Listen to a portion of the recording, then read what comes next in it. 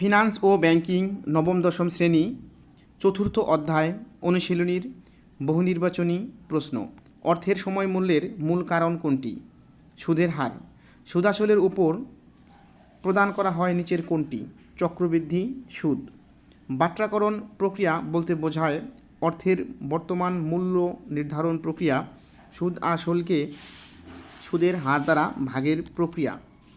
2 ও 3 সঠিক উত্তর 2, 3। নিচের কোনটির ক্ষেত্রে অর্থের সময় মূল্যের গুরুত্ব অপরিসীম? বিনিয়োগ সিদ্ধান্ত গ্রহণ।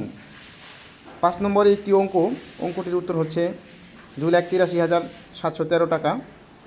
নিচের উত্তরটি পড়ে 6, 7, 8 নম্বর প্রশ্নের উত্তর দাও। 6, 7 দুটি অঙ্ক আছে এখানে। 6 নম্বর অঙ্কের উত্তর হচ্ছে 72,000 টাকা।